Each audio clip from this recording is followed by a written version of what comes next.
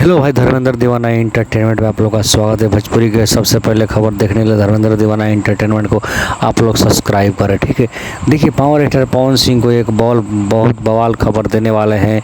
Video में बने रहिए, थोड़ा वीडियो पूरा देखिए यार। आप लोग वीडियो देखते नहीं है यार, क्या यार, थोड़ा सपोर्ट करो यार, ठीक है। देखिए, पावर स्टार पवन सिंह एक और हिंदी गाने में गाना गा चुके हैं। पावर स्टार पवन सिंह अब कौन सी फिल्म होने वाला है, फिल्म का कोई अपडेट नहीं आया है, ठीक है। पर पावर स्टार पवन सिंह हिंदी गाना का रिकॉर्डिंग कंप्लीट हो गया है, ठीक है।